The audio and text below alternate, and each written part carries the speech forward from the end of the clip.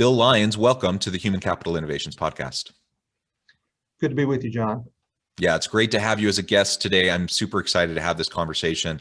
We're going to be exploring something that's near and dear to my heart, and that is really the transformation of HR over time. We'll talk a little bit about the history of HR and really how it's evolved into more of a strategic key player within organizations. So we're going to be talking about transformational HR and HR as an investment in our people and our organizational cultures. And I know you have a lot of background and experience in this area, so I'm super thrilled to have the opportunity to have that conversation with you today. Bill Lyons, the Forbes Books author of We Are HR, the Business Owner's Definitive Guide to Professional Employer Organizations, is the CEO of Lyons HR, one of the largest privately held professional employer organizations in the country. Lyons has more than 3 decades of experience and has helped hundreds of businesses drive performance, control HR and labor costs, increase profitability, and mitigate employment liabilities. Before starting Lyons HR prior to 1995, he held positions in accounting and finance for both private and publicly held companies. Again, Bill, it is a pleasure to have you. Thank you for joining me today. Before we launch into the conversation, anything else you would like to share with listeners by way of background or personal context just to get us rolling? Yeah, sure. Well, we started the company in 1995, and I guess prior to starting the company, it had been my observation that companies are going to thrive or fail based on how effective their human resource programs are. Let's face it, our companies are made or broken by our employees and the people that we surround ourselves with. So as we started our company, it was a passion of mine to be involved in human resources and maximizing productivity. And I came to HR from an accounting and finance background, having worked as a controller and a CFO for a couple of different businesses before starting Lyons HR. It gave me I think a unique perspective to see the financial impact that effective HR management can have on an organization. Yeah, that's great. And I appreciate the background. And as we were talking in the pre-interview before hitting record, just getting to know each other a little bit and discussing kind of the nature of how this episode would evolve, we had discussed the shifting nature of HR over time. So I'm 20 years into this. I went through my schooling in the early 2000s, got my first HR job in the early 2000s, and have moved forward. So I've seen quite a bit of transformation just in the last decade and a half, 2 decades. But I suspect you've seen even more, given your long experience. Tell us a little bit, paint the picture for listeners who may not be aware of kind of where things were in the 80s, 90s, and how they shifted in the 2000s into the 2010s, and now where we're at today, moving into the future of work and needing HR to play a certain role. And then we can get into talking about, are we there yet? What do we need to do to get to that point and go down that path? I think it is a constantly evolving discipline, but as you say, HR management today is not the old personnel department from 40 or 50 years ago. Back in the old days, we used to call it personnel. Now, it evolved from a personnel department to a human resource, which is really a strategic discipline in and of itself, just as law or risk or benefits or any of these other areas. And so, in the old days, HR was, or rather personnel as it was called in those days, was responsible for hiring, firing, and maintaining employee records. And that was about it. But over the past, let's say 30 to 40 years, you've seen an increasing complexity to HR as a discipline. And I think it has rightfully so deserved a place at the executive C-suite table because it has such an impact on profitability of an organization. I think all of that, you talk about culture, we talked a little bit about that before we went live. And I think the culture of an organization starts at the top and it permeates throughout the organization. And so that starts with a core list of values that drive the company and everything that they do. Violation of those core values is not something that can be considered. And as long as those values are being protected, and if they're correctly defined, then they can drive a very positive culture. So, I think it all begins with, a business owner. And again, I'm talking about the smaller business owners. It's true of CEOs as well of large organizations, but a small business owner who maps out a good vision for his company. What are we trying to accomplish? Who are we? Why are we in this business? What is the desired outcome for what we're trying to do? That's a critical first step, defining that vision, and not only defining it properly, but making certain that it is communicated frequently and effectively throughout the organization. We put our mission statement on the walls in our office buildings. We put our values around that because it's all in support of the same thing. So that's a critical, to me, first step. Then secondly is building a strong and effective team that is going to understand not only the vision and the mission, but be aligned with it. Part of our recruiting efforts center around locating people who are similarly engaged and who are aligned with our way of thinking. That is, they are a good cultural fit, because one of the worst things you can do is bring someone into an organization that's going to have a toxic impact, that's going to drive productivity down, or possibly even drive good folks away. And so secondly is good team building. And then third, and probably the most important thing that a business owner and CEO does, is drive a positive culture within the organization. Again, the vision goes first, second, followed by team building, and then third, creating the culture that keeps people there, keeps people engaged. You know, culture will dictate behavior when nobody's watching. And so it's the kind of things that we really want to stress at our company. And it's a key fundamental part of just about any business that is successful. You know, Peter Drucker used to say that culture eats strategy for breakfast. I think he's the one that coined that phrase several years ago. And the idea behind that is that if you have the right culture in place, good people are going to find a way to solve just about any problem that you find yourself in. And so it's a key part of any successful business to make it a strategic initiative, because culture is going to develop no matter what. So if you don't make it a strategic initiative, then it's going to develop on its own. And it's not likely to be what you want it to be if it develops on its own. So you have to make it a priority. And that's part of, you know, my daily responsibility. I ask myself all the time, what can I do to make this company a better place to work? What can I do to make this the best job my employees have ever had, so they never want to go anywhere else? Because we all know the cost of turnover is huge. I mean, Society of Human Resource Management estimates the cost of a single employee turnover to be between 6 and 9 months of that person's salary. So if you take a $60,000 per year person, for example, that's $5,000 a month. You lose that person, it costs you between $30,000 and $45,000 just in the cost of replacing that person, not counting the cost of lost productivity, not counting the cost associated with morale and the disruption of the business that person's departure creates. And so when you think about that, it just makes a lot of sense for you to focus on culture, retaining your people, getting the right people in the right roles to begin with, but then fostering the type of culture that's going to make them happy and productive. Happy employees are going to create profitable companies. Yeah, well, there's so much you said there that I love. And I think we are two peas in a pod in terms of our framing and understanding of the importance of people issues within an organization. I appreciate as well your background in talking about the runway for HR as a discipline, as a functional area within a business, a successful business. And it did start as something very, very different than what it is today. And I think about the difference between transactional HR, those are the things you talked about in the early personnel departments. And some of that still has to occur, but largely a lot of those transactional pieces, we have HR information systems and other technologies that can do a lot of that and manage a lot of that for organizations.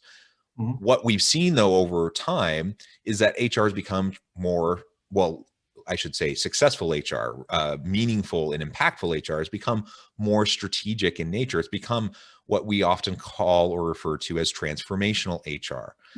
In that approach, we're focusing on exactly the types of issues you were just describing within the organization. So it's not just enough to be the ones, you know, making sure everyone fills out their I-9 correctly and everyone, you know, does, you know, checks the box for employee onboarding and, you know, you do all these things.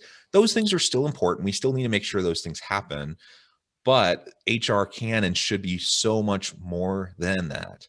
And it comes back to the values and establishing a clear strategic vision for the organization, the values that support it, building the team, moving into all the other aspects that you were just discussing.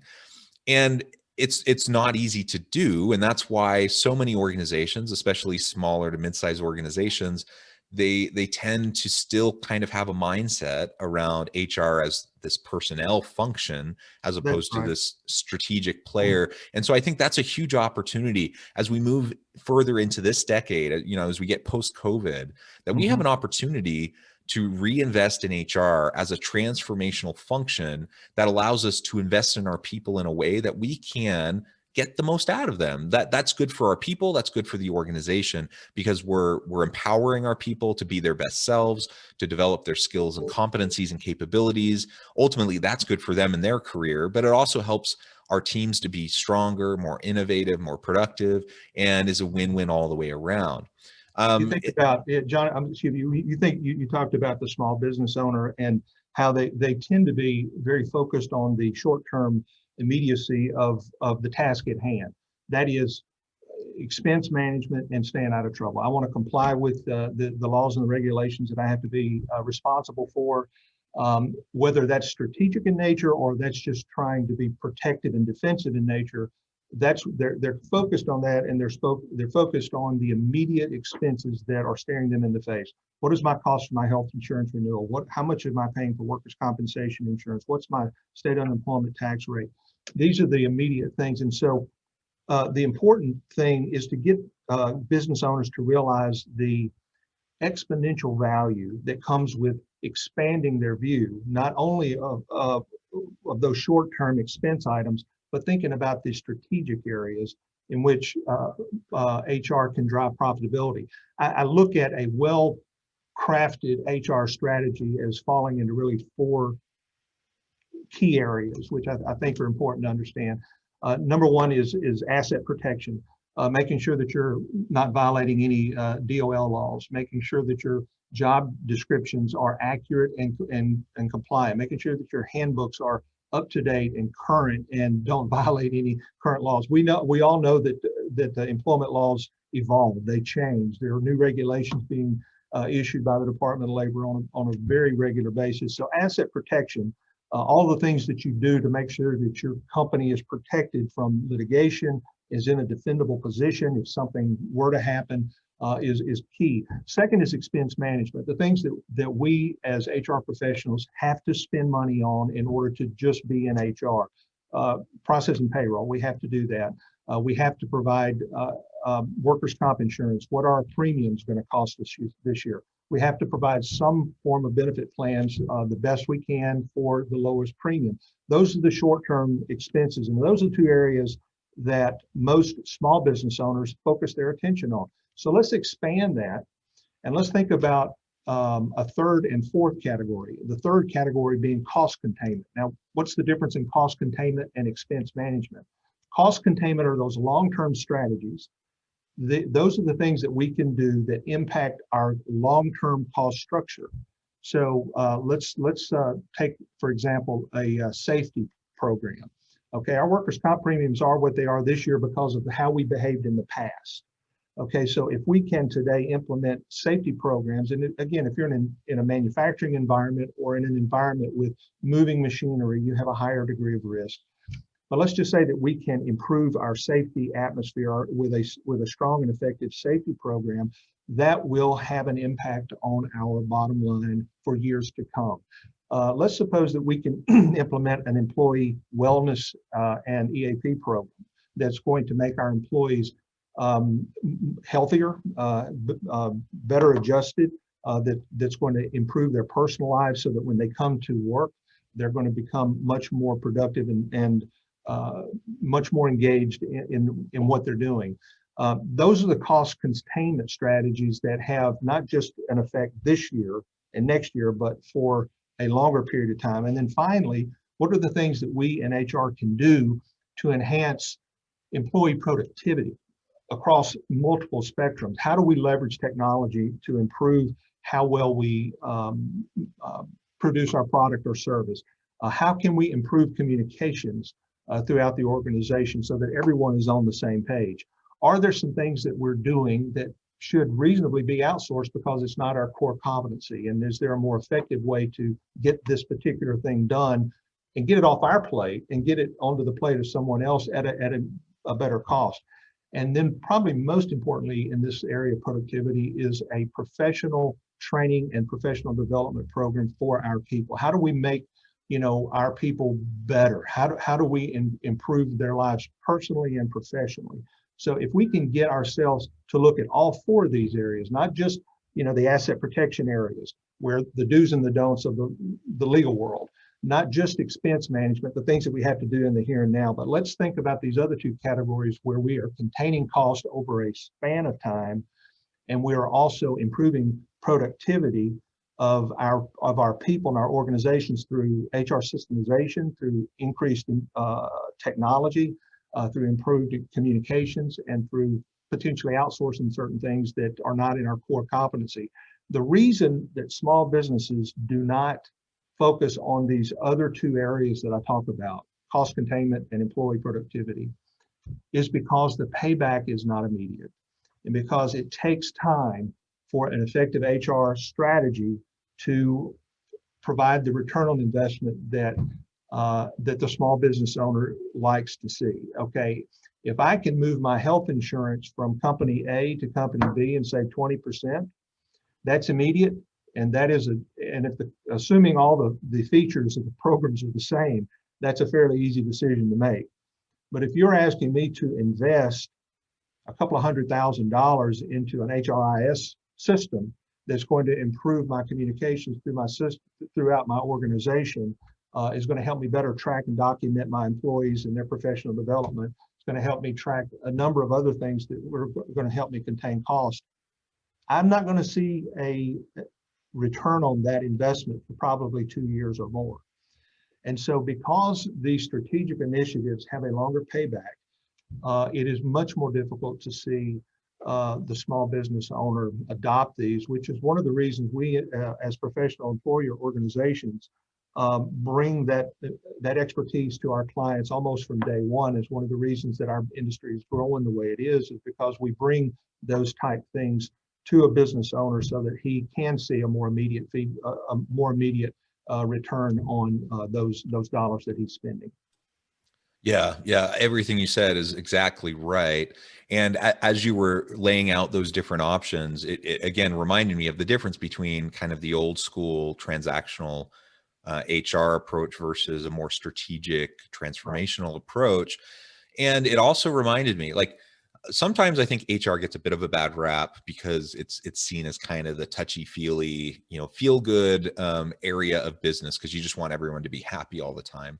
And while there's absolutely a human case to be made for everything we're talking about in terms of investing in your people, valuing and respecting and honoring the dignity of each individual employee in the organization, there's a clear human case to be made for all of that.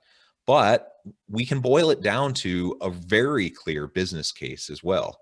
They go hand in hand. They're not mutually exclusive. So we can do right by our people. We can treat them well with dignity and respect, value them, show them that they mean something to the organization, which will increase engagement and retention and all of those sorts of things, while also remembering that return on investment is very important in making business decisions. And ultimately, we want to have evidence that not only can we see, short-term gains from these investments, but also, like you said, there will be long-term positive ramifications of what we're doing if we can sustain them and see them through.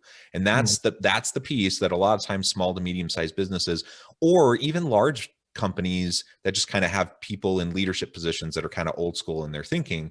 That's one of the reasons why we see this hesitancy of many organizations to really embrace the real potential and possibilities that strategic HR has as a functional area, as a discipline for them. You just laid out several other types of benefits that can help with this cost containment approach. I'm wondering what you also see as other trends in the types of benefits employees are wanting to see, expecting to see as we move further, particularly post-pandemic, as we move further into this decade. The workplace is evolving. It always has, always will. And as we see more baby boomers retire and the emergence of Gen X and millennials into the workplace, they have a different value system in terms of what they're looking for in their careers. My parents' generation used to go to work for one company and maybe work there for 40 years and retire. My generation has tended to, I'm in the baby boomer generation, they tend to, move around where the opportunity is to maximize their earnings potential and advance their careers. The millennials and the Gen X folks are all about the workplace experience. They're all about flexibility. They're very tech savvy. They're very much interested in what's the latest trend that's coming down the pike. There are things that are going to be a part of the workforce as a result of the pandemic that I think are here to stay. I think you're going to see more and more companies relying on remote work, flexible working alternatives, particularly as competition for skilled labor positions becomes more and more intense. I think those employees who value their independence and being able to work remotely, either part of a team or being able to work remotely, I think those are trends that are likely to continue. The other kind of benefits you're seeing are reliance on things like employee assistance programs. You're seeing an increase in those type things because with the pandemic has brought with it a lot of personal stress. It's brought with it a lot of things that affect our folks psychologically, and companies are implementing programs to help combat that.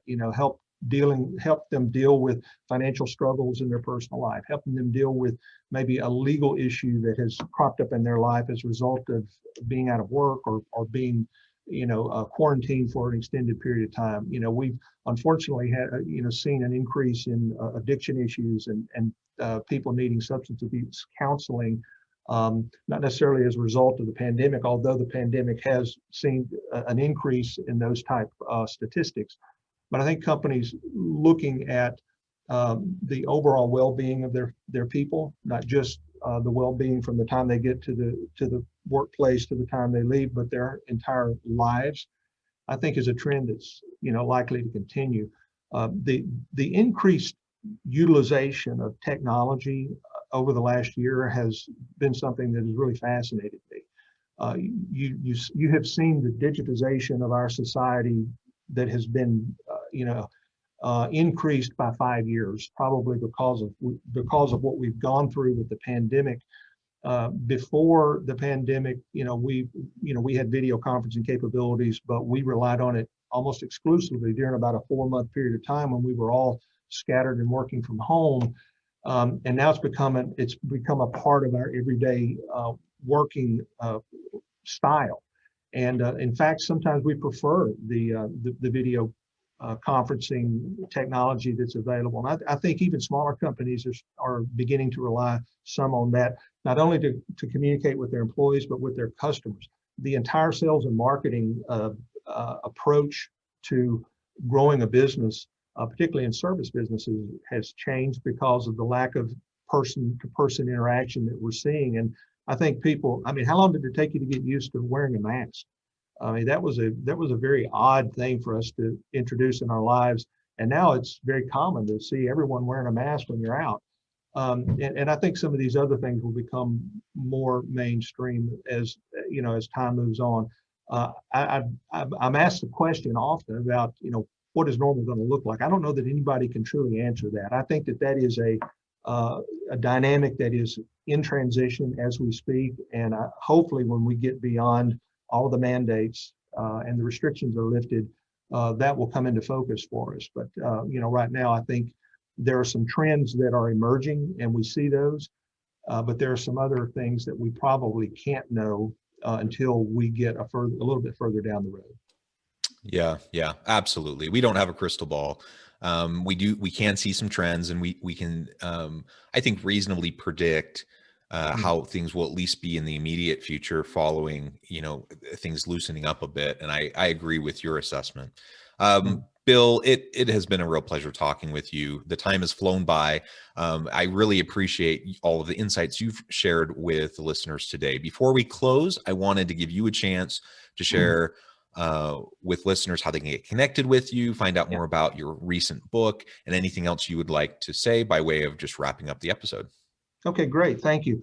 I've just completed my first book, and it is entitled "We Are HR: The Small Business Owner's Definitive Guide to Professional Employer Organizations." Lyons HR is a professional employer organization, or PEO, and I do believe there is a tremendous value that is provided to clients through a PEO relationship, and that's described and dissected in great detail within the book.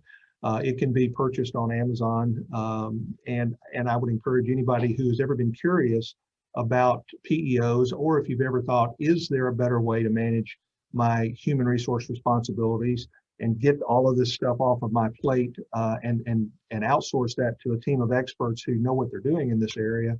If you've ever wondered if that's for you, I would recommend reading the book. It's a very light read. You can probably get through it in about 3 hours if you sit and read steadily right through it. And I think it does educate and inform, and I hope that people will take an opportunity to look at it. My website is billjlyons.com. And my company is Lyons HR. We're at lyonshr.com. And I would invite anybody who's curious about PEOs or wondering how they might be able to improve efficiencies within their workplace to give us a look. Wonderful. Thank you, Bill. It has been a pleasure. I include listeners to reach out, get connected with Bill, find out more about what his organization can do for you, and check out his book. And as always, I hope everyone can stay healthy and safe, that you can find meaning and purpose at work each and every day. And I hope you all have a great week.